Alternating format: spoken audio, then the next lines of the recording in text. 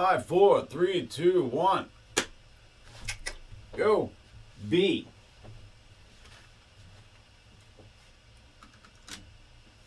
Paul Rogers, one of the best singers of rock of all time.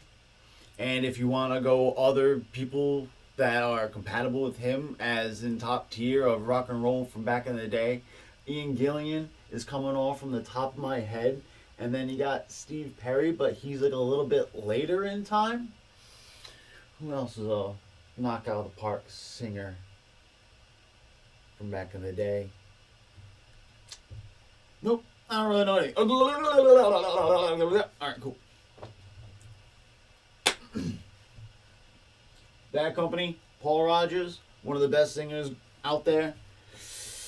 He even when Freddie Mercury passed, and then when Queen wanted to come on back, they used Paul Rogers as their frontman for the longest time. They even put out a CD, and I own it. I got it. I gotta say, I don't even think I even listened. I think I scanned through it once.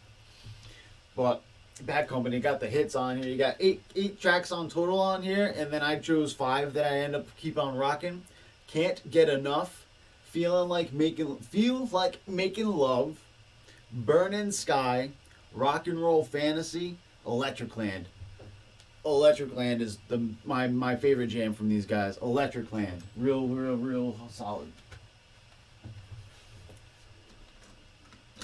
This is my dad's favorite band, and pretty much I just took all of the band CDs. They're pretty cool. They're not offensive at all. They're like elevator music, but like Louisiana elevator music.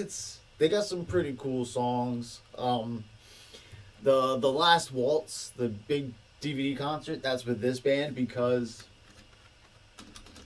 blurry pictures, but they do it on purpose. I think it's that guy right there just got so sick and tired of touring, where he's like, we're retiring, we're done. Touring in this era just stinks way too much. We're out. And then they did the Last Waltz, and this is a 2-disc concert set I got from me pops.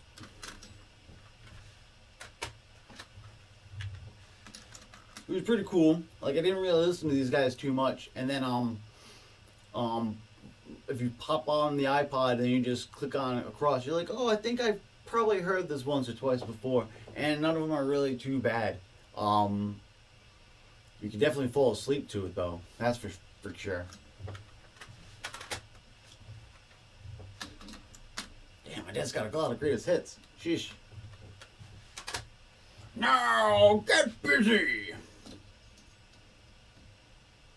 Now this is really cool. I'm really glad I got this. This is pretty damn nice. I wasn't a big enough fan to go and get all their CDs as they came up, but as I was growing up and as they came out, I loved everything that all the radio hits that came on out. And then as I heard other things, they were just too yeah, and it wasn't my avenue. And I'm not made of money, so I had to pick and choose what I was able to go and pick up. So I didn't really pick up Beastie Boys too much. But I'm real glad I got this because it's got all the big uns on here, and I do not own the 5 boroughs, but I really do want to pick up the 5 boroughs. I got that ripped and a lot of good songs on there. That's one of those where I don't usually count or I won't mention the CDs that I have ripped, but I am gonna mention that one because that's something I want. So there's 2 discs on here, and there's a butt ton of tracks on both discs. It's probably real tough to read, but just look up what the set is on allmusic.com and it'll tell you. But up on disc 1, I got 10 tracks that I end up digging. Shake Your Rump, Gratitude, Root Down, Sure Shot, Body Movin', Fight for Your Right, Something's Gotta Give, Alive, Jimmy James, 3 MCs and 1 DJ. And then on disc 2, I got 13 tracks. Sabotage, Shatterack. I'm so sorry. I'm not deep with this band, but I like what I hear. Brass Monkey, Time for Living, Dub the Mic, Benny and the Jets, the Negotiation Limerick File, I Want Some, She's on It, Remote Control, So What You Want, Hey Ladies, Intergalactic. And then I don't own the Five Boroughs, but I am gonna give it a mention. You got Check It Out, Right Now, Triple Trouble, All Lifestyles, Crawl Space, and We Got the.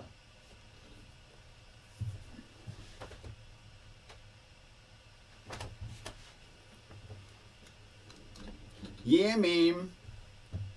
So I went mono instead of stereo, and I waited a while to pick this up because I think this was like $150 when it first hit the street, and then it ended up being $200 for the stereo one. And then eventually after a while it dropped, and then they went on mega sale one day, and I worked at the store where they were sold, so I grabbed one as soon as we opened. And I gotta show you what's inside. So with stereo, you get all the CDs in stereo. In this one, you get the ones that were recorded in mono and mono. But Yellow Submarine and Let It Be, and then Abbey Road. I guess those are the ones that only dropped in stereo, and they weren't in this set, so I had to pick them up individually. And it's an ultra mega tight fit for them to be in here. But I am able to fit all the Beatles CDs inside this box set. So ultimately, the majority of them are all going to be a mono, which I think is the better choice. I feel like I made the right choice. And then the ones that I can't, I still got anyway. And the real cool thing, what I did with the Beatles, is they released the Beatles 1 CD. I don't have it because I don't need it. Because what I did is I took that track listing and I took those tracks from all those CDs and I put them in a playlist. So I have an individual playlist of just Beatles tracks. And then what I also got from my Uncle Greg, one of the magazines I picked up from him was a Rolling Stones dedicated to the Beatles. It's in a box somewhere downstairs. I was gonna pull it up, but I'm not gonna flash up all the glitz, whatever. I don't care. Anyway, it's there, and in there is the top 100 Beatles songs. So I took that playlist and I made a playlist, and I have that on there, and it ended up being like 124 tracks because I guess with the CDs they have like the mono versions, and then there's some stereo versions, and then there's some live or alternate takes.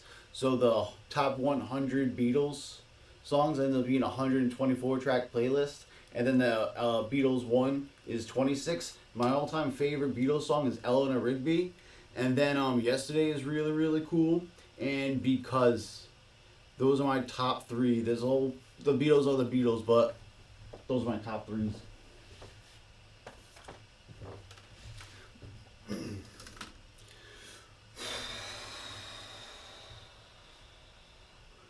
How I feel about this, if anybody tried to take this away from me, I am taking teeth. If anybody tried taking this, you're going to have to take it from my cold dead hands, and I'm taking teeth. The funny thing is, the songs that I would fight to the death for, there's only about 3 of them, and I would have to hear them as I'm fighting, but oh boy, this is Wes Borland's side project.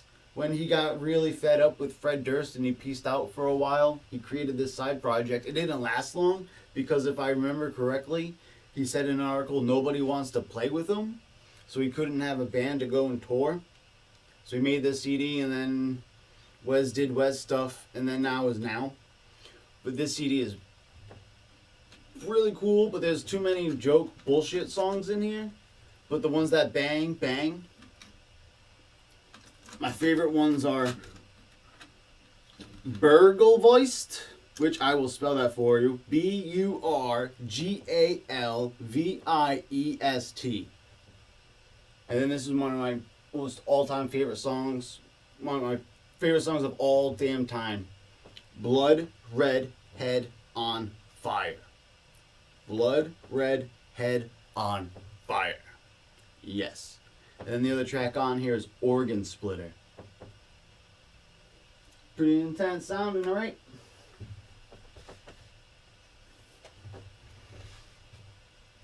And this was out for a while before I ended up picking this up. But this was like one of those where I'm thinking like, oh man, there's a few gems out there that I just have to go and find and get. I have to pick up. And then this was one of those just things like I knew I had to just go and get. And there's like 14 tracks on here, and some of them are really effing bullshit and nothing. But a lot of these tracks I do end up pumping later. He Rides the Skies, Zargon Moth, Jesus Retreats, Call to Worship, The Magic with a CK Magic, Guillotine, You're Fucked, The Goat is Dead, Master of Chaos, The Ancient Gods Awaken. Big Dumb Face, Wes Borland side project. He has another side project that I have in here, and this was a big, really, really cool and awesome, and the other one's the biggest disappointment I ever bought.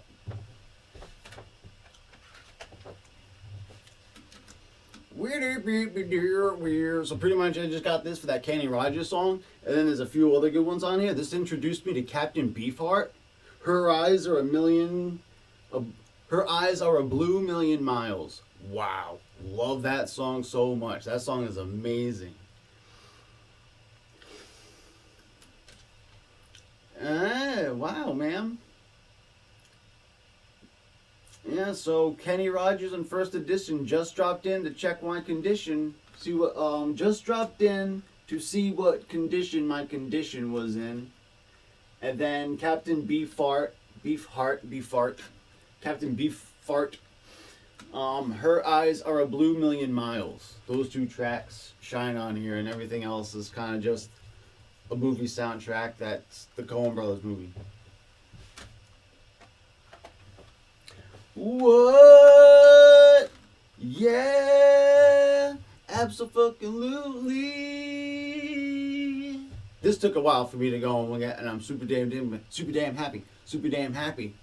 So, Bill and Ted is one of my favorite movies. And then I was at that age where VHS tapes were the jam, and then I was too early for kindergarten and stuff. And then I had like all the afternoons and summers and such. So the Bill and Ted, both of them were worn through for me. I haven't had a bunch of the toys, but my favorite parts of Bill and Ted was whenever they went to the floating future people. They always had those background songs, and then the intro song was really, really good. And they are both on here. The song that's played during the intro is Big Pig. I have to get this really close. It's Big Pig, I Can't Break Away. Let me put my fingers there.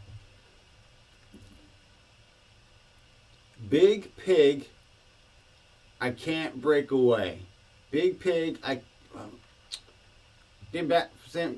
mirroring fingers? Alright, yeah. Big Pig, I Can't Break Away. That's the intro song when the big gold whatever comes down and then into the phone booth. And then when they both go to the future and they're like, whoa, hey. The song that's playing is Robbie Rob in Time. Robbie Rob in Time. Those songs both effing smash. They're mastered much better in the movie. They sound so clear and so sharp, and you're like, wow, damn, yeah.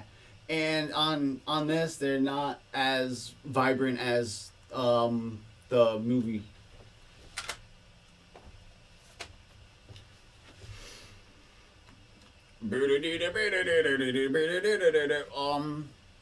When I was super duper little, one major thought that was an arrow for my life was my dad rented The Shadow, which is the Alec Baldwin superhero movie, where the ending of that movie turns to utter and complete trash.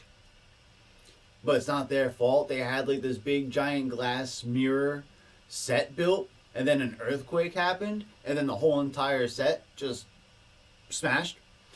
And then they didn't have enough time or money to go and do it again, so they changed the ending, and it ended up being so ridiculously stupid that the movie is seared in my mind as being a little kid is like, wow, that movie shit the bed. But anyway, back to this. The reason why is because as soon as I shut that VHS off, Billy Idol's Behind the Music was on at VH1. And then it was Adam Sandler was on it, and he said, every girl wanted to go to bed with him, and every guy wanted to be him. And I was like, yeah, that's kind of who you want to be. And then at the end of the Alec Baldwin Shadow movie, it's so damn stupid. It's like things are spinning around him, and then Alec Baldwin is just doing this to the camera. And it's ridiculously messed up. I totally don't get it at all. But I had to stop, like, okay, Alec Baldwin, The Shadow, mixed with Billy Idol. And that was when I was, like, mad little. And I guess, like, my subconscious just kind of ate that up because I got the Alec Baldwin haircut from The Shadow by accident. And then I can do this really well and shit. And chicks dig me, and some dudes kind of hate me sometimes, but I also got a lot of friends.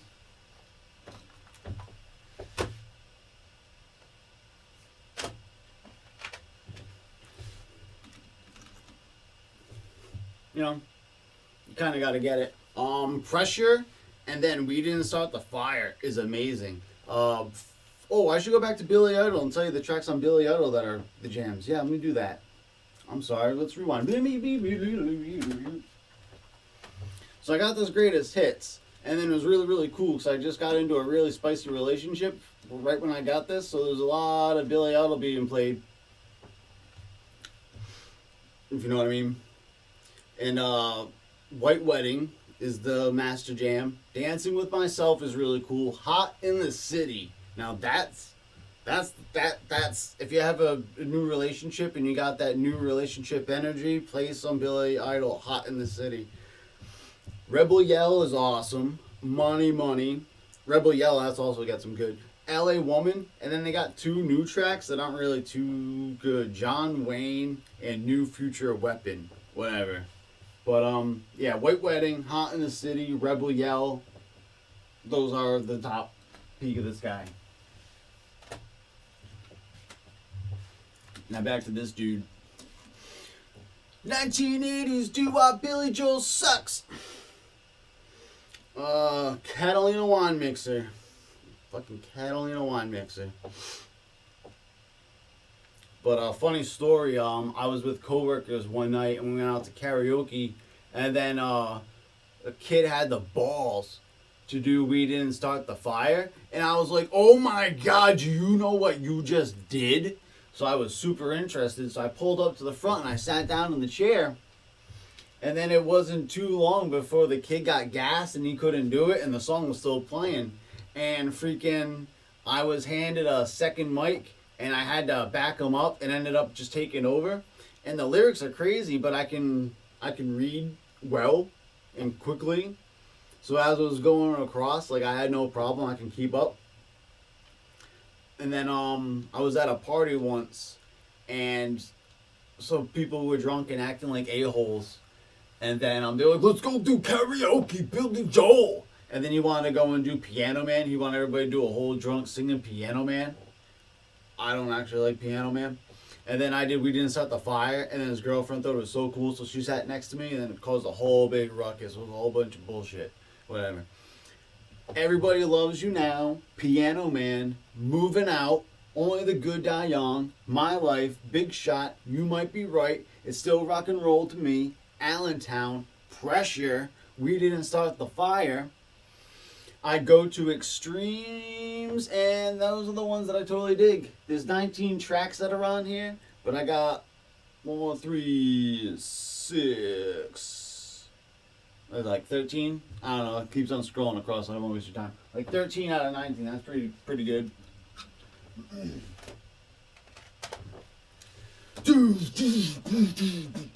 So this was the hardest band.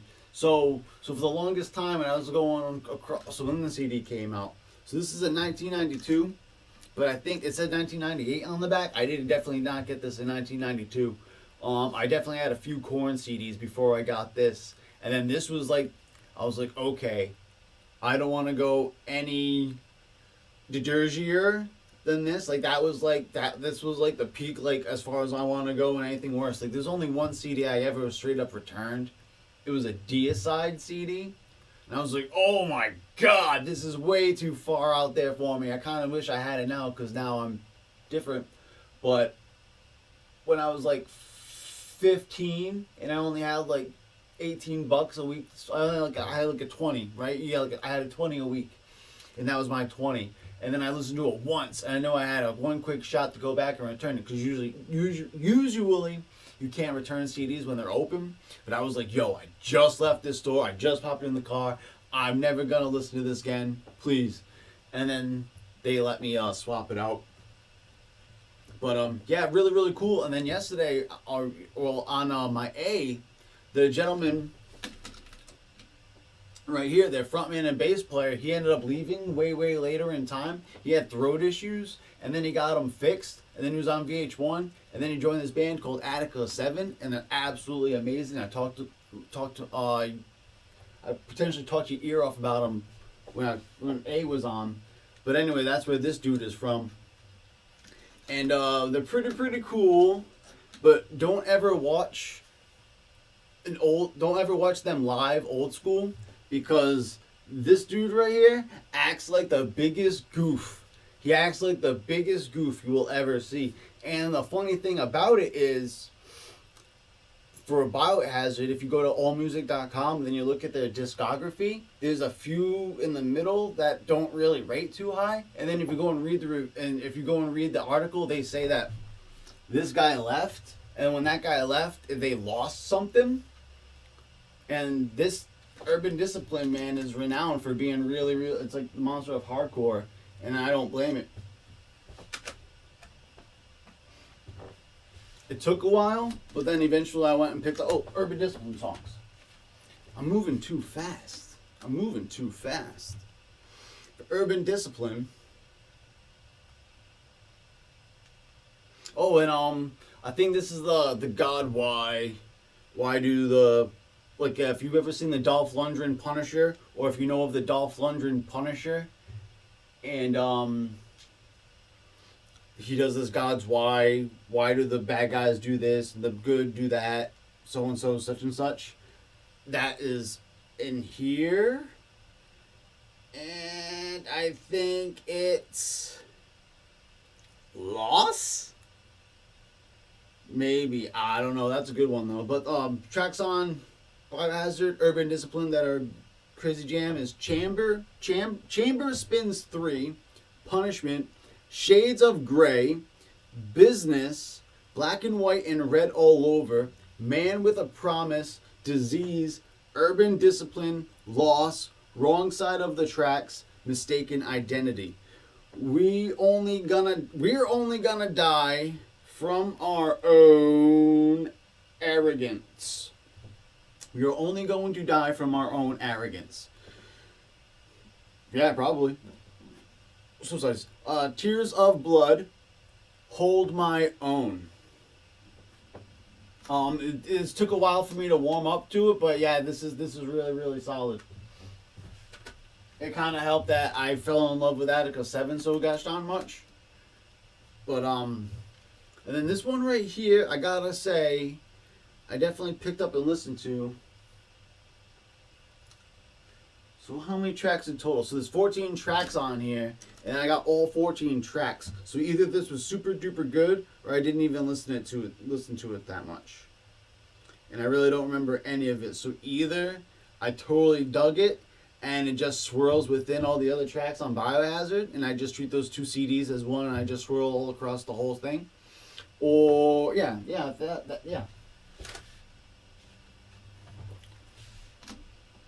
That has to be the case. But obviously that kind of sucks because nothing really sticks out. The only thing that super sticks out is Lost sticks out to me, and then they do the Punisher thing on Urban Discipline. Boom. This is mad cool. I totally dig it. I think that Testament is the big 4.5, but people say like, oh, they just never hit too much because they stay too thrash. So you get the big four thrash bands, And then the band that was the most thrash gets knocked out of the big four because they just didn't sell as much and they were too thrash for the big four of thrash. Was Testament is 4.5. But yeah, this was really, really cool. I'm glad.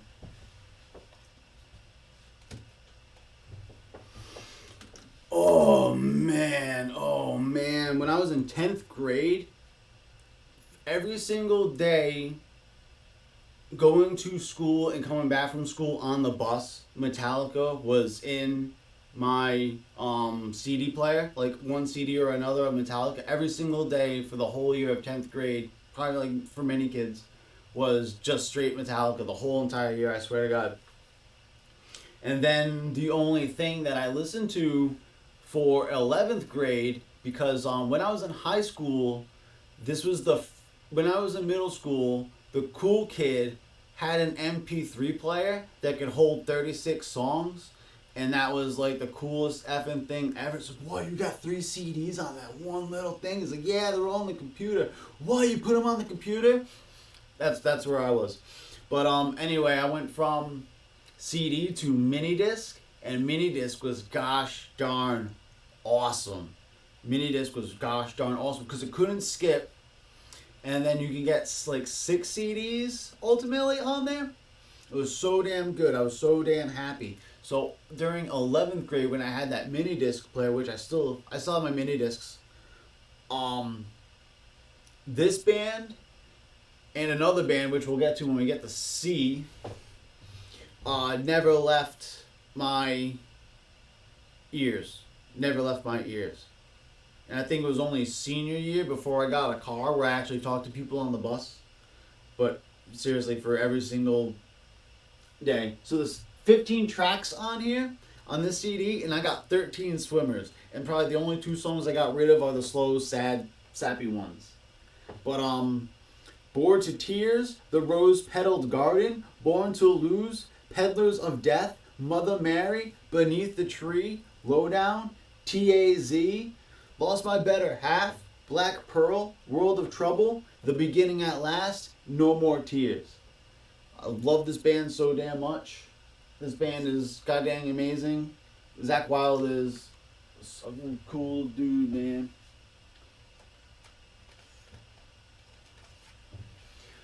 The Station Fire. There was a nightclub called The Station, and the band Great White was playing, and then they were, I guess, given the okay to light off sparklers in the back, like like the little little sticks that just have a bunch of sparks. They had these things up against the wall that shot sparks up, and the noise installation of the station wasn't up to code. And it caught fire, and many people lost their lives, and it was absolutely batshit crazy in my neighborhood for a while, because literally I can throw a baseball and it'll land on the road and then roll down the hill that can hit the station. Not really, but ultimately that's how close it is to me. It's in my neck of the woods. So that was absolutely crazy for a while, and it really affected my neighborhood. And I know many people that almost lost their lives at the station fire. I had a high school teacher, Mark Blevins, Mr. Blevins. Maybe I should probably bleep his name, but I don't know. He's a teacher. He was a cool dude. He was there, and then he was gone for a whole year. So he was my teacher from 9th grade, and then half of 10th grade, and then I was like, I don't like this class, I'm out. And then the station fire happened when I was in 11th grade, and then I only saw him at the tail end of the senior year. And the poor guy, he lived, but he had to get pulled by the front doors over a pig pile of people, because I'll tell you another story of another person that was affected that I know that was in there. So my teacher, his back was all burned because like he was at that part of the pile, and his arms were going like this and shit, and then the people on the other side yanked him out. He lived. And my drum teacher when I was freaking in middle school, Al, he was the opening act, and the guitarist for his band died. And then he had an article in the newspaper that I read that I might have kept. I really don't know where it is, but I remember reading it. Um, he said that there were two bouncers at the back door. So I guess the stage was over there, and then his back door is over there, and then the way you get out is over there, and then his bathroom's down over there. I know this because it's super damn sad, because in my neighborhood they showed like the blueprint and they blotted all the bodies. It was so damn horrible. It's horrible. And he said, like, let us the fuck out, let us the fuck out. And the bouncer said, you can't and shit. It's like, you can't go out that way. And they're like, fuck, this place is on fire. And like, you got to go out that way. So that was in the newspaper, and that was my drum teacher, Al. And crazy, crazy, crazy thing, the house, no, I'm not shitting you, at the corner of my street, a gent went to that concert, and I'm not mentioning a name, and this is absolute truth. So his wife gave him an ultimatum, was like, you're not pulling your weight in this family, and if you go on out that door to that concert tonight, I am leaving you. And then he left and went to that concert. And the dude, I remember, had real long ass hair. He had a long ass ponytail. He ended up getting so burnt that he's bald now and he's blind. Woof. Woof. Heavy, man. Absolute truth. Absolute truth. The station fire. And then those three people super close to my circle they survived. And my mom knows like 2-3 people personally that died. And then through the 6 degrees of separation, and since it's so close, my mom and my aunt had to go to a lot of funerals and stuff. And it's absolutely crazy. It took incredibly long time for them to wipe up the station fire and then go to the memorial. And if you drive past that place, for the longest time, there was seriously this big bubble of grayness. It was just such this dark cloud of unsettled business in that one plot of land. And then it's a very, very nice, very, very nice looking memorial. But it still has like this subtle gray orb around it. It's not nearly as dark as it was, but there's a lot of pissed off people haunting that plot of land. I swear to you. They would never ever put a building over it because it would absolutely 100% be haunted. And it would be horrible. Station fire was horrible.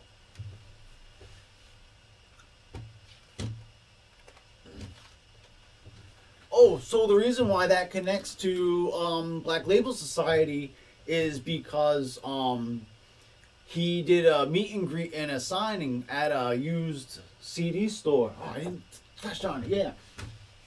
So Zakk Wylde was doing a signing at a record store, and it was me and my buddy Rob, who's hardcore into guitar. Like, he was playing the Trans-Siberian Orchestra, the like in the gym locker room, and it was jaw dropping.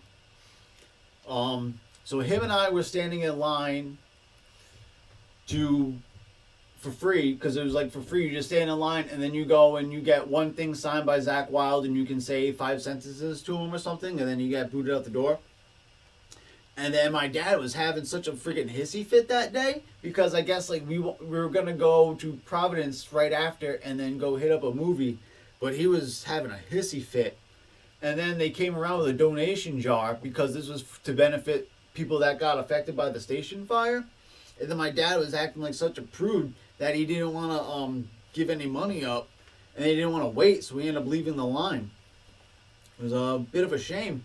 But funny thing, so I didn't get to see Zakk Wylde. Actually, I saw a picture of it later, and I saw the main person who the benefit was for. And that person, I never really caught their name, but I was very waving friendly to them, and we actually talked rock CDs when they came into my store back in those days. So yeah, but I really, really want to meet Zakk Wylde, because I really, really want to tell him how much a CD in particular that's coming up meant to me when I first heard it. Friggin', this is another one where almost every single song on here I'm rocking. All For You, Phony Smiles and Fake Hellos, 13 Years of Grief, 13 Years of Grief, Rust, Super Terrorizer, Counterfeit God. Now in Counterfeit God, the music video for that, you're going to see Mark Wahlberg in Rockstar getup. It's because Zach Wilde played one of the guitarists in the Dragon band that was in Rockstar. Really hot chick with a dick in that. It's really, really messed up. But anyway, I was like, oh, that's interesting. When I was little, because like that was the first time, the first transgender thing I ever came across in my life was that movie Rockstar. Counterfeit God, Mark Wahlberg music video. Ain't Life Grand, Just Killing Time. That's a slower one, but that one really moves. Stronger Than Death, Stronger Than Death, and Love Rain Down.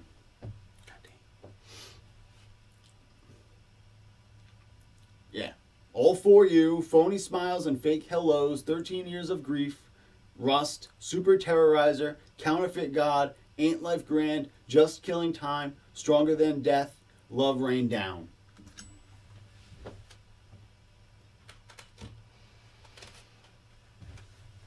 Now this CD is the first CD that made me feel less alone in the world. Like I really felt weight off my shoulders when this CD first went off. So I used to skateboard in my front yard a lot, and my neighbors used to hate it. And I used to have a CD player in the front yard and used to bang. So pretty much the whole street had to listen to what I was listening to until I got the iPod, which saved everybody. And then eventually I kind of made a compromise where I played my CD in the garage. So I opened up both the garage doors my parents weren't in, and I would skateboard in and skateboard out of the garage and shit, and I'll listen to the tunes when I go through there. And then freaking Stoned and Drunk just started when I came in, like, and I came in and I was just like, oh my god, this is like the same exact frequency of my brain. Like my spine juices were almost like tingling because it was just so right with me. And it was the first time I felt that. And then as soon as that happened, I hopped on the computer and I did everything I could to eat up as much of this guy I could, man. I knew he was Ozzy's guitarist, that's why I picked it up. But it was the Stillborn single that hit on TRL because really that's where I was when this stuff happened. You might recognize that skull. Yeah, so it was a Stillborn single, and I was like, oh man, yeah, that shit's gonna bangarang. And I bought it, and then I was like, yep, everything's gonna bangarang. So Stoned and Drunk, Doomsday Jesus, Stillborn, Suffering Overdue, The Blessed Hellride, Funeral Bell, Final Solution, Destruction Overdrive, Blackened Waters. So as I was saying about the mini disc,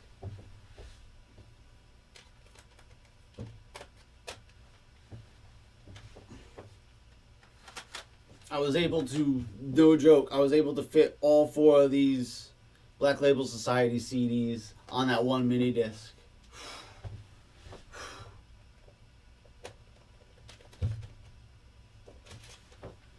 Something happened, man. I gotta look into the notes, but something happened. So from Mafia on until a point later, like a few of these CDs just rubbed me the wrong way where I never jam them as hard, but obviously they're not gonna go real wrong. But What's in You, Suicide Messiah, In This River is his Dimebag tribute song because they were obviously homies, and when you lose a homie, it hits hard. And when you have an opportunity to sing a song about him, you're gonna take it up, and that's his. Death March, Say What You Will, Electric Hellfire, and Been a Long Time. There's 14 songs on here, and I'm only popping 7. So say it says something.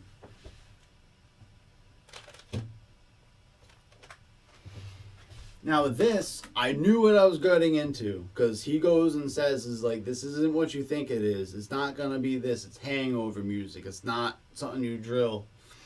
15 tracks on here, and I only like 5. But I knew what I was getting into, Crazier High is pretty cool. Yesterday, Today, Tomorrow, House of Doom, Lane, which is the Lane Staley tribute song, because I don't know how they knew each other. They probably knew each other. I'm no biographer. No other.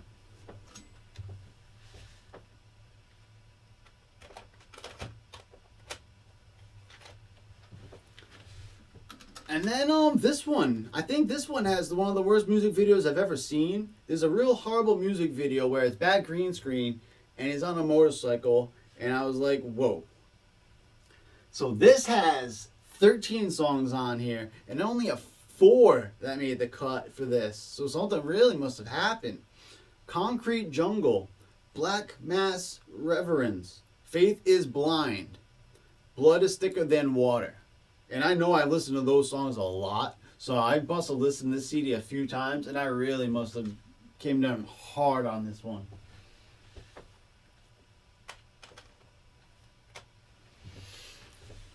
Now things are back on gosh darn track. I know from here on I was one happy damn camper. So I guess it was this. I guess that. Oh, actually, let's stay on the screen for this. So like, this is 8. This is 10. Yeah, this is 8. This is 10. This is 6. This is 6. This is 3. That's 3. All right, cool. So it was like 8 for the first 3, and then like 10, and then it goes down to like 6, and then it goes down to like 4, and then it goes all the way back up to like 8. But Order of the Black, that's what this one is. This one's Order of the Black, and things are back on track with Order of the Black. Crazy Horse, Overlord, Parade of the Dead, Darkest Days, Black Sunday, Southern Dissolution, Time Waits for No One, Godspeed, Hellbound, War of Heaven, Shallow Grave, Chupacabra, Riders of the Damned, January. And as I was reading these names, whoosh, whoosh, whoosh. So this has gravity to it. This has gravity to it.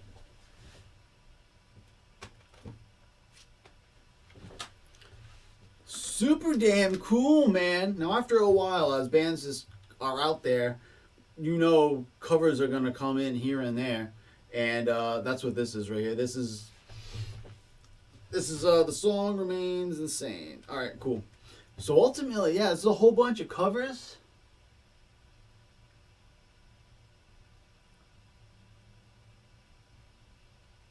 Yeah, it's all covers. I'm 90% sure it's all covers. But I must have hated this, because I only got Junior's Eyes on here, and that's awesome. But boy, whoa, I don't know. Maybe I hated this, because I only got one track on this. And I know I do my thorough research on Black Label Society as they come in. I don't have the most recent because I had to really pick and choose what I was grabbing for a while. And I really had to, I went after the lost gems of my childhood. Like, I had to go back in time and be like, oh man, these are all the ones that escaped me that I still long for. And I grabbed like 90% of them, super happy about it. But Junior's Eyes was the only good one from that one, I guess. But this is all my personal opinion.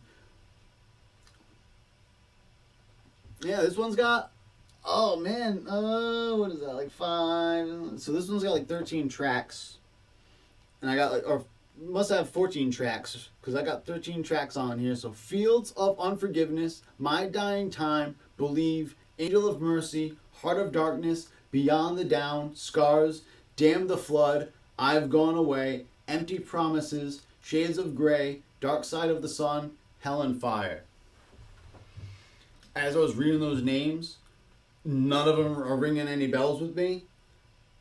I think I have to listen to this again. No shit. But the weird ass thing is there's bonus tracks on here, and then I didn't pop them on here because maybe I didn't like them. And there's a lot of other songs on here on my iPod. I'm seeing songs on my iPod that aren't on this. So maybe I did give this a listen, and I just got rid of a few, but none of them really sink into me.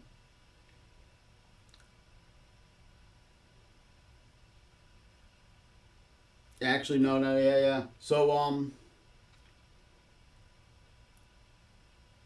yeah, alright. So I need to listen to this again, I guess. honestly. If I want to be keep it 100. Oh yeah.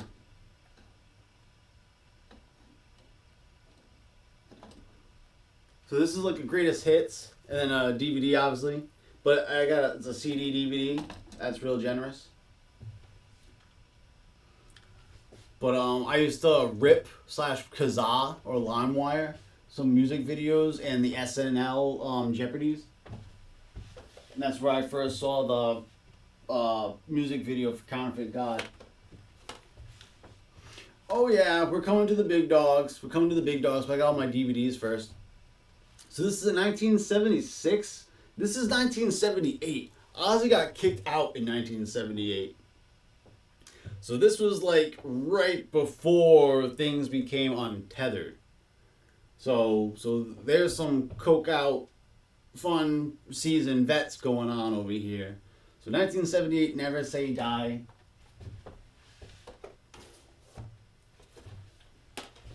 I was able to see Black Sabbath 3 times total through my concerts because 2 of them were at Ozfest. And then the third one, I know it was 3 times, and I think they were all Ozfest or something. But Alice in Chains is strong in my memory. I don't have to look at my ticket stubs. But you know, when this came out, you gotta go and get it. It's real cool.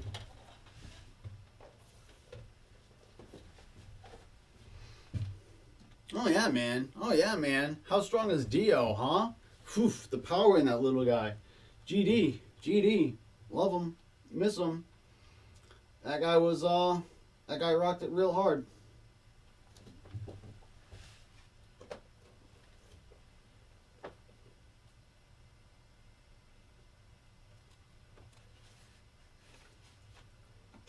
Where's that CD that sucks?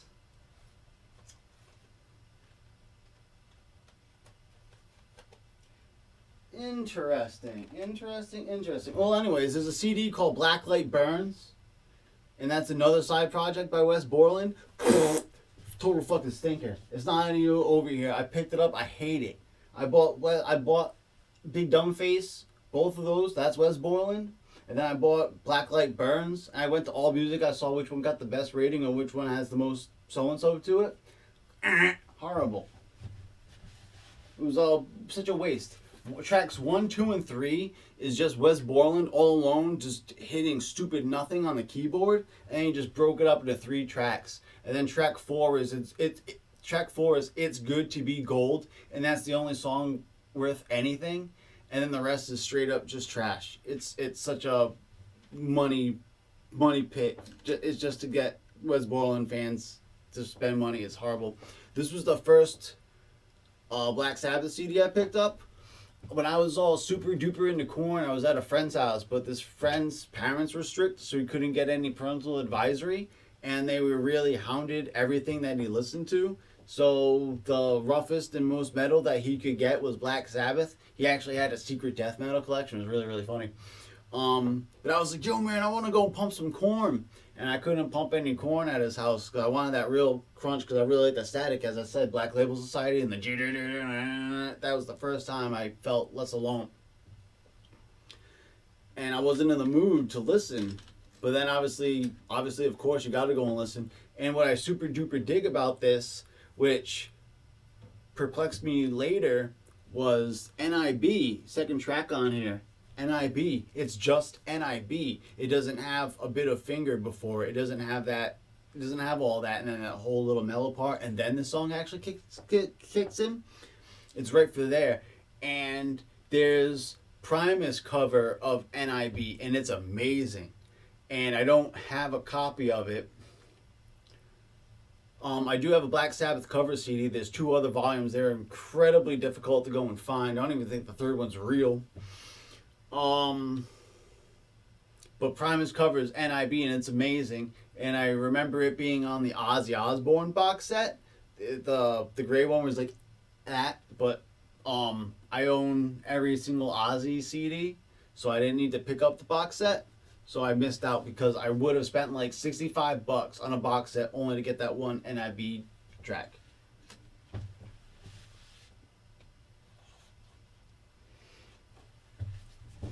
But oh yeah, as I was saying, I said on A, box sets on my jam, and I could get my hand on any gosh darn box set. I could. And then this is the one that has, it's all the Ozzy era. So this is the 8 CD set where it's got all four of them. I'll talk about them individually, at least a little bit. What is this that stands before me? Super cool and creepy. Really, really, really, really scary Typo Negative cover of yeah, Black Sabbath. Yeah, what an asshole. A bit of Finger Man.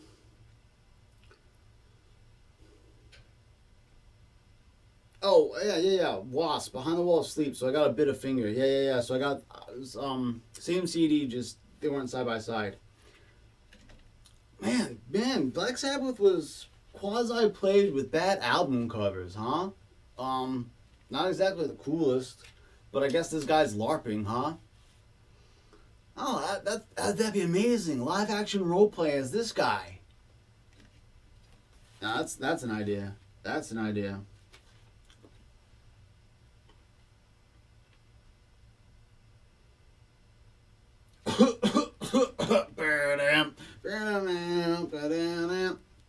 Yeah, man. Yeah, man. And then this was my favorite for a while. I just got some of my bigger favorites, but obviously it's not as high on the list as it once was when I first came across. I was like, oh, I go 4 first. But actually 4 is like definitely not the top Black Sabbath CD for me. But it definitely has Supernaut, Snowblind, Tomorrow's Dream, Under the Sun. I just remember this one being my big favorite for a real long time, and then it wasn't.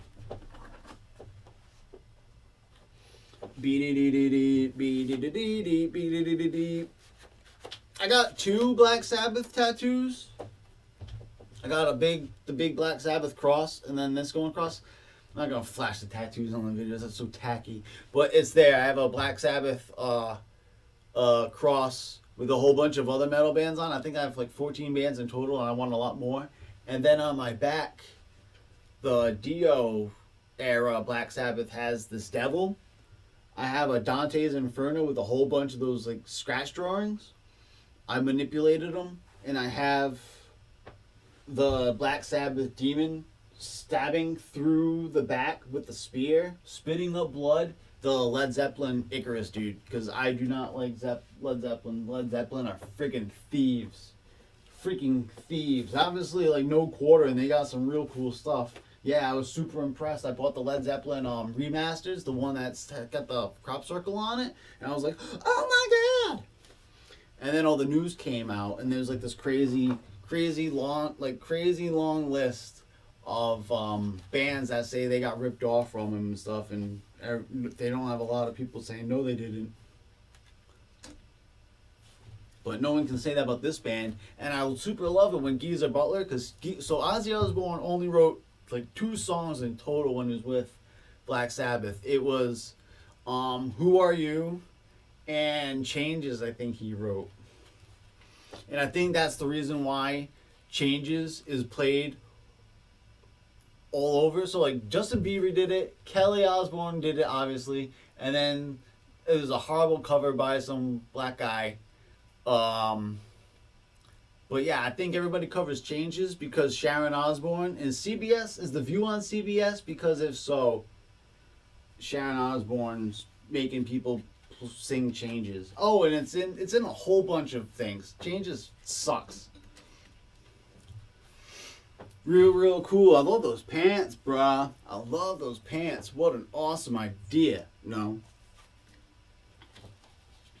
Like I could go, anybody can go on and on about Black Sabbath. Black Sabbath is obviously the pinnacle and the peak and everything, but I just want to go and save everybody time, and I'm not going to go and run through out my mouth what's been said 100 times before. Everybody knows. I have 2 tattoos. I have a big gigantic thing in my arm. So I went to the tattoo parlor, and I told my dad I'm going to go get a tattoo of a cross. He was like, oh, all right. And he's like, what are you going to get on your arm? And he thought it was gonna be like one of those little tiny dinky ones. And he was like, "I didn't know it was gonna go from your shoulder to your elbow and look like that." So yeah, I definitely got screamed at when that went down. But it is what it is. Ain't going away. I want more. So I love this one, and this one got a whole lot of flack because I freaking love "Never Say Die," Junior's Eyes, and "Swinging the Chain." Man, "Swinging the Chain" is so damn cool. What a bummer. But boy, oh boy, boy, oh boy, don't do cocaine, man, because it makes you have really bad album covers. Holy shit. Holy shit. Jeez. Rock and Roll Doctor. Backstreet Kids, You Won't Change Me. So damn hot. Dirty Woman. But yeah. What can be said about Black Sabbath? I'm not even going to go through and say which ones to skip because pretty much you just hit everything by Black Sabbath. And hilariously, Gwar totally rocked my damn socks and they're on my Black Sabbath cross. And it was absolutely amazing to go and find out that Gwar plays Black Sabbath before they play. So like while you're waiting, they just play Black Sabbath songs all the time, and that's what they're known for. It was so damn cool. So it's very, very cool that I got Gwar on my tat. So I got Black Sabbath cross and I got Gwar on it. And this spot right here, this spot was reserved for Odorous, but I wanted to ask his permission first. And Dave Brockie, out of costume, the first time I was gonna see Gwar was right there, and I knew it was him, but I didn't want to break the illusion. And I was like, no, I know it's him, and I could ask him for his autograph because he's right there because he wanted to watch Turbo Negro. And I was like, oh, autograph, I got your shit right here. But oh my god, I'm probably gonna cry. Holy shit, I'm probably gonna cry. Hang on, let me compose myself. Whew, this is rough. Actually, no. We'll get to it when we get to G. Holy shit, yeah. Holy crap, I almost cried. Holy crap. Moving on. Holy crap. Alright, I'm still a little misty. Holy shit. Holy shit, that's hard. Shake it off. Shake it off. Woof! Holy crap! Holy crap! I'm all emotional. Got in. Yeah. So Dio. Dio is great, and then I feel bad for Butler, and I totally agree with Butler. I think that Butler kind of should have put his foot down and wrote half the lyrics because I don't like wizards and fairies and shit either. I like all the dark mystical shit. I really like all big. I love Geezer Butler's approach to songwriting, and not so much the subject matter of Dio, but pretty much anything that Dio hit, I'm rocking a shit ton of. Yeah, that guy, that like absolutely where credibility hits, you absolutely have to respect.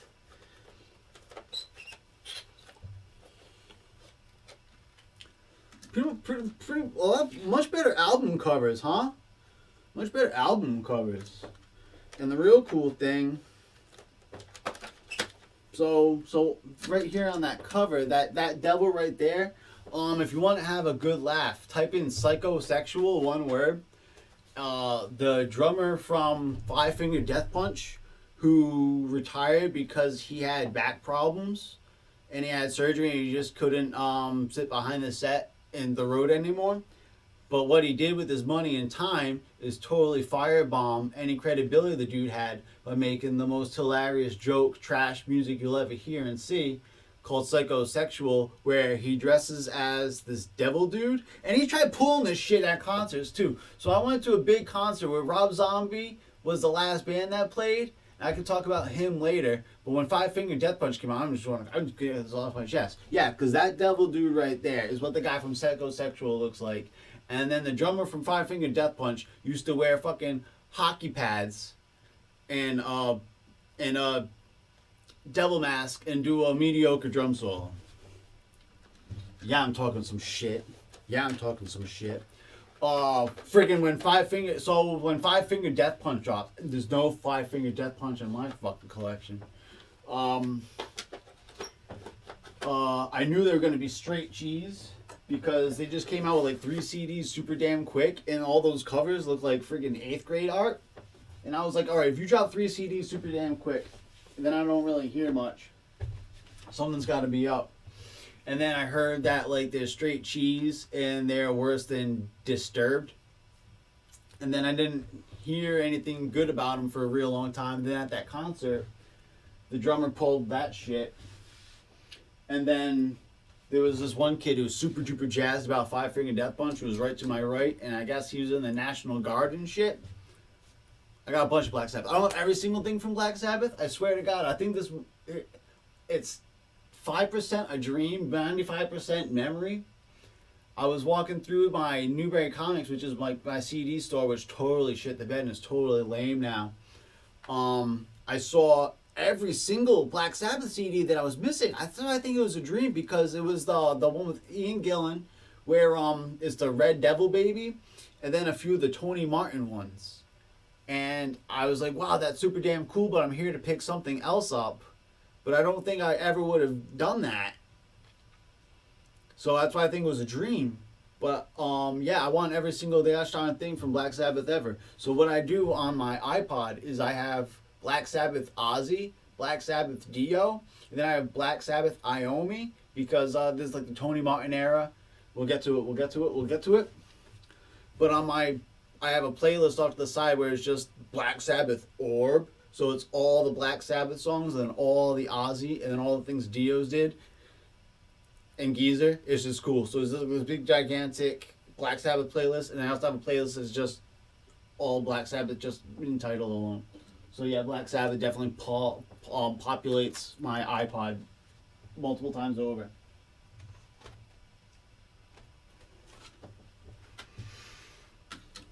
So this one was really, really cool, man. This one was cool. This one's got Glenn Hughes singing, the bass player and vocalist, who had a crazy ass drug problem, and he has a crazy story where he got punched in the face pretty good, and he had a crazy ass nosebleed, and then instead of having his nose drip blood and be horribly disgusting for everybody, what he did was he kept his head tilted back, and then all the blood dripped down his throat. And so the story goes is like he passed out with his bloody nose and all the blood dripping down his throat. The blood clotted in his throat and it messed with him for the longest time. So the story goes. I thought that was so messed up. He's like, yeah, I got punched in the face, and then stupidly I didn't let the blood come out of my face. I kept my head tilted back, and it went down my throat. And there's like another time where I was at my cousin's birthday party way before I heard that story, where this kid had a nosebleed, and he goes and decides to go and lean his head over into the swimming pool. So this kid is just dripping blood into the swimming pool. And then he said that was the right thing to do.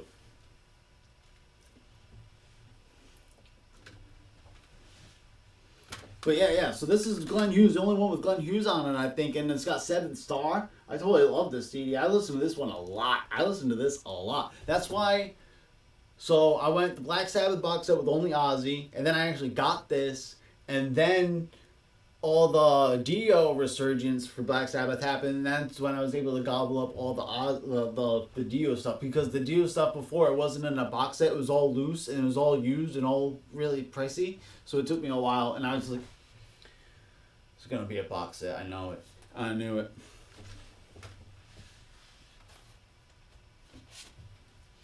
And like, this blew my mind because like, oh, that's funny. Ah! Ow! Ow! Ow! Ow! Alright, hop hole. So anyway, like, yeah, like internet and YouTube and all this like came up within my lifetime. So fuck you, like, oh hot, damn, it's hot. So I was like, damn, what crazy tumultuous road did Black Sabbath go down? And I know Iommi did a whole bunch of side projects, because there was the one that was pushed for a real long time I didn't pick up because Black Sabbath didn't careen into my orbit at that time, so I missed that opportunity to pick up the Iommi one. See, I think there's a Phil Anselmo and Tony Iommi song that's really cool that only a few people have heard. I know there's an Iommi and someone collaboration. And there's 3 songs out there that are really, really cool. I think it's Phil. I think it's Phil. But nobody should knock Tony Martin because he really did a good job. He just looks dorky, man. I guess if you look dorky in rock and roll, and also, I guess just being so long in all this was like a rut, but a very very credible rut.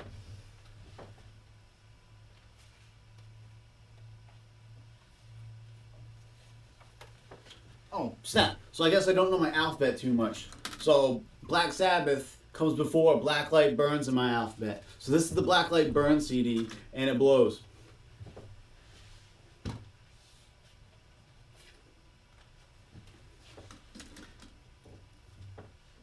This doesn't stick with me really much at all. Nothing really sticks. I'm gonna have to go and tell you what songs are on here because I'm not getting any I'm not getting really hard synapses from this The Devil You Know. I got only four tracks. Double the Pain, The Turn of the Screw, Eating the Cannibals, which I remember that, and Breaking into Heaven. I remember Breaking into Heaven and Eating the Cannibals.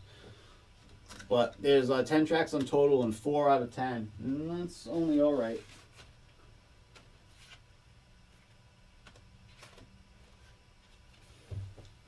Bonus DVD of the background. I'm super glad that Iommi beat his cancer battle. Cancer is horrible.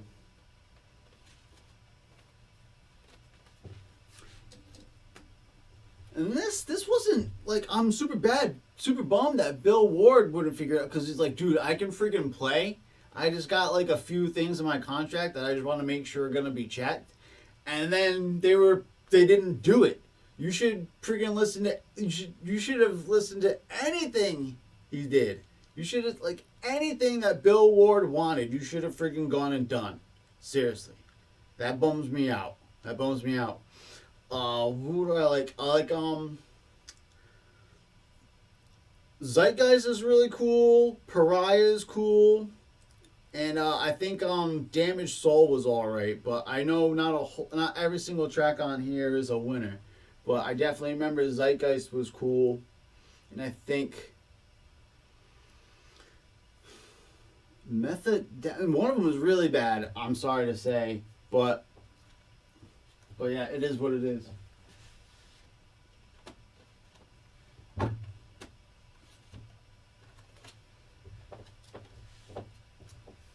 Does anybody know if these kids ever did anything? Because I got the sampler, and then they played, and everybody said they rocked socks and shit. But I don't know. Maybe since they were so young, they went to college instead. Oh my god, it's some little sampler. Maybe I shouldn't even give a shit.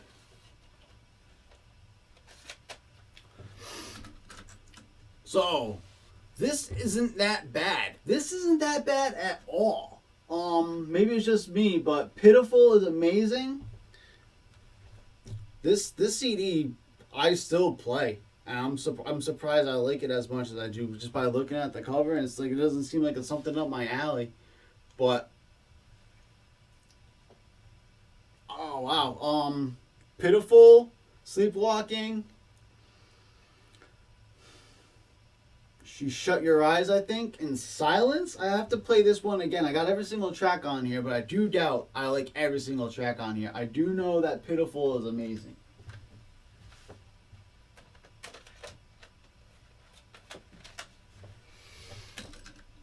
My young cousin Beth was getting into hip hop, and then her formative CDs, like when you listen to TRL for the first time, you pick up pretty much the CDs that hit on TRL if you're not careful.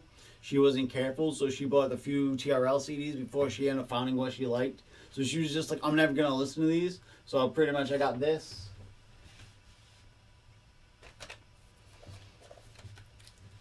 And this from her. And Adam's song isn't horrible.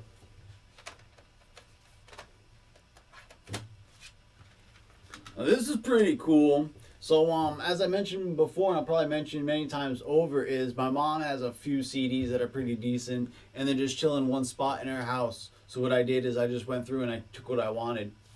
And this was damn ass cool because both of these ladies freaking rock ass. And Blondie is the name of the band. Debbie Reynolds No, not Debbie Reynolds. You stupid idiot. Um, don't be a jackass. She's really, really damn cool. The lady that fronts Blondie, the band. The lady that fronts Blondie, the band is really, really cool. But yeah, you got Call Me, Heart of Glass, and One Way or Another from Blondie, that kick. And then Pat Benatar, you got Heartbreaker, Hit Me With Your Best Shot, Love Is a Battlefield. Yeah. And there's a few other ones on here, but those are the ones that I real jam.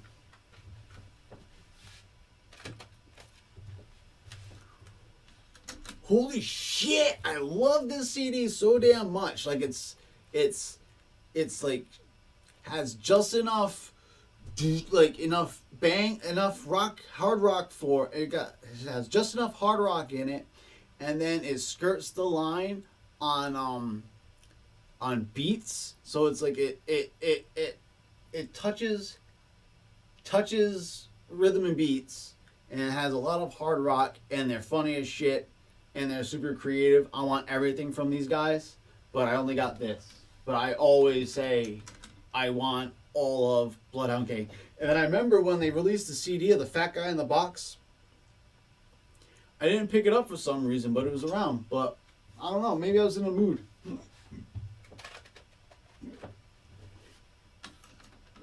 Oh, I got the hiccup. So sorry. That's so strange.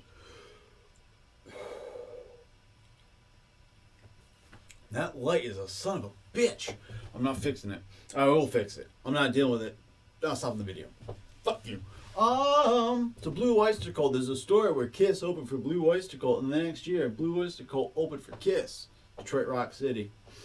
Friggin', I got this, and I know they put out a crap ton of CDs, and I was watching, That Metal Show, and then they had the guy from Blue Oyster Cult on there, and he was saying we're releasing a big gigantic box set, and I was like, oh man, that's super damn cool. But then I remembered, like, oh yeah, I got this greatest hits, and I only like 3 songs kind of on here. Friggin', you got Don't Fear the Reaper, Godzilla is overrated, OD on Life Itself is really cool, and Burning for You. But ultimately, I'm not gonna go and jump through hoops to go and get the Blue Oyster Cult box set. So this was another mom one. She's got like a bunch of like crazy old school blues tracks on here, and that's just really, really cool to have. Crazy compilation. It is super duper damn old school. It's crazy weird.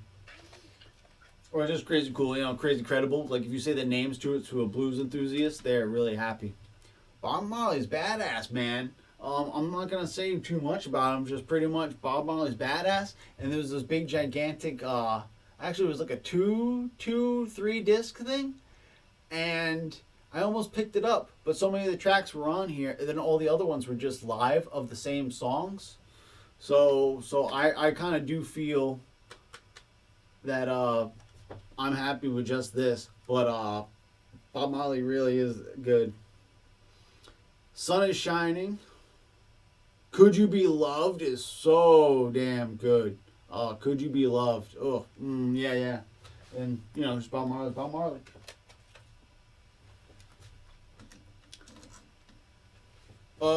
What kind of rock and roll collection if you don't have Good Time Rock and Roll in it? So, yeah, you kind of have to. Against the Wind, and then Like a Rock. Night Moves, Turn the Page. You're a butthole if you overlook this guy. Boom, boom, boom, boom, boom, boom, boom. So, I got mono when I was like the summer of 9th grade to 10th grade or something like that. Or middle school. I don't know. I couldn't leave the house one summer because they were worried I was going to get heat stroke. So I had to stay inside because I had a fever that lasted like months or some shit. It really pissed me off. But anyway, MTV was the only thing I watched. Oh, and I watched the soap opera Passions, the one that had Little Tiny Timothy. If you know the Jim Carrey Grinch, when the Grinch is little, that was a actor, and he was in a soap opera, and I actually watched that whole entire gosh darn soap opera that summer.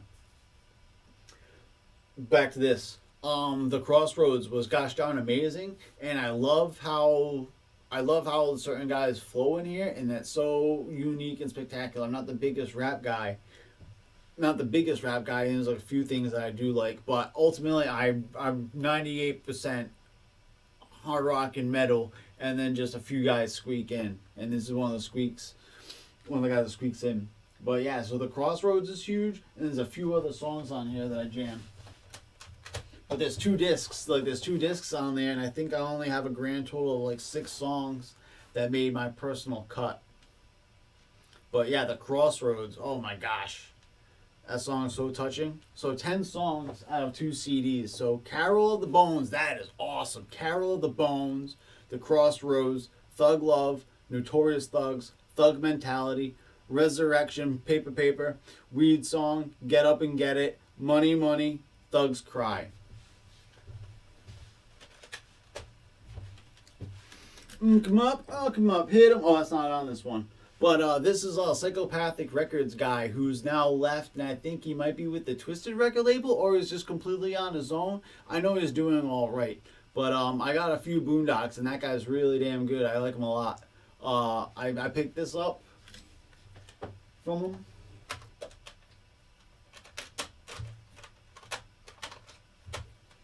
And then this one right here, this one's got a lot of good stuff on it. I like this one a lot. One of my all-time favorite Psychopathic Records songs of all time is on this, Fight Club. You gotta listen to Fight Club. Yeah, Cold Ain't Hell, Family Tree, Fight Club. Oh, wait, Fight Club, I think Fight Club is on Violent J. I'm going to double check. Fight Club. Uh-oh. Alright, yeah. So, I guess Violent J on his soundtrack with Boondocks is Fight Club. Sorry.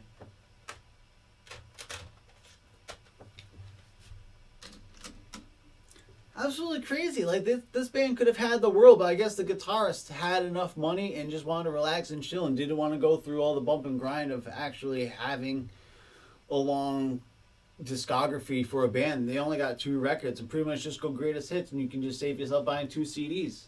Well, like the guy created some very interesting electronic instrument or something. I don't know the specifics, and then he was able to cruise on that.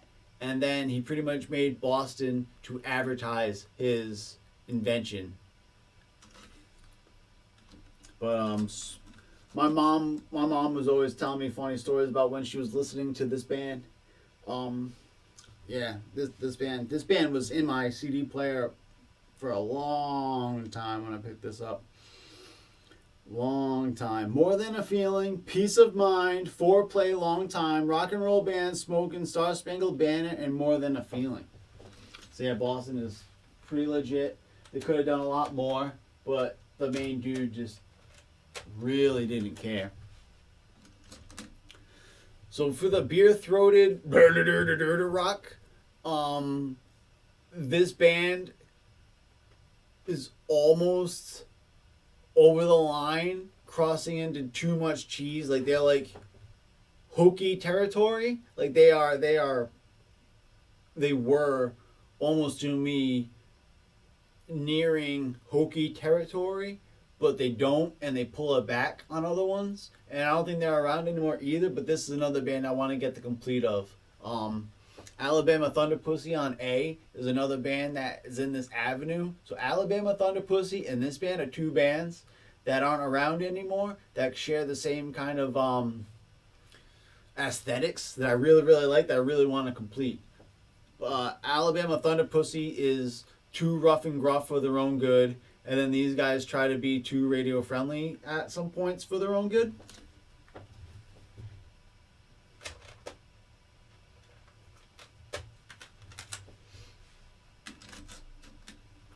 And there you go. Here's another one from the CD. I'm going to show you something that's kind of funny. So this is the middle CD. And that guy right there is the lead singer. I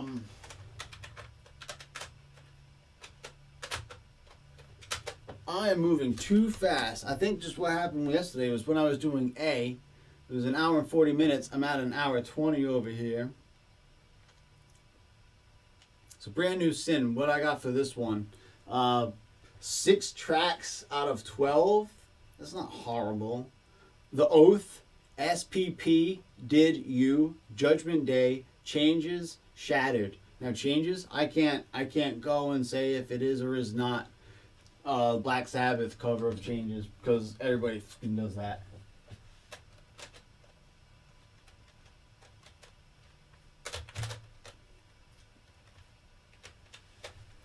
So here's another one from them. I think they got like one really, really early one, and then they got another one that came out after that, but they recognized that the early one was so damn early that they just put all the tracks on that on another, and I think they have 2 more before they packed it in. So I got 7 tracks. So this one has 13 tracks, and I got 7. And the ones I choose are Arrived, The Loner, Black and Blue, Vicious Cycles, Another Reason, Days Are Numbered, Wyoming. So with Alabama Thunder Pussy, I was really, really enthused. I'm saying I really like almost everything from them. And I do have a few more tracks on each disc of theirs than I do of this band. But again, this band broaches on almost hokey territory. Just a little too much. And then here you go. Again, if you're saying you want to go and collect them all, then you got to go and have a few of them, huh? So I got a grand total of 17 tracks out of 3 CDs that I swirl around. This one I must have been in a bad mood. I only got 3 tracks on there. I got See the Sun, Motor Meth, Numero Dos. So maybe I should rethink this. I gotta go and play this back and let's see if I want to still continue, huh? Because if I only got 17 tracks out of 3 CDs and this one's got 1, 2, 3, 4, 5, 6, 7, 8, 9, 10, 11, 12, 13. So this one's got 14. This one's got 14. House of the Rising Sun. They cover House of the Rising Sun on here. Wow, I'm gonna have to go and play this back, or maybe it's really bad. That's interesting. I got this twice, and it doesn't have I'm on Fire on here. I'm on Fire is awesome. So it's pretty much you have to get this, and then I'm on Fire separately. Bullshit. Oh, and Philadelphia is so damn good. But ultimately, yeah. So where I'm at is Philadelphia is amazing to sing. If you want to cry. And then I'm on Fire. That's pretty much all that sticks with me on this guy. There'll never be another CD by Bush. So the Byrds. A buddy of mine's dad raved up and down about this band for so damn long. And then where I worked for a real long time, there was their box set that was available to pick up. And I was like, if I really want to take a long shot, I can go and pick this up. Because like I wasn't really into the slow acoustic, more country style stuff, but I really wanted to branch out. And if this band is supposed to be the best of the best, and the ones that started it all, then go for it. Because if you don't like that, then you're not going to like it. So I picked this up, and I think I ran across this. I tried running across this 3 times. I know nothing is sticking with me.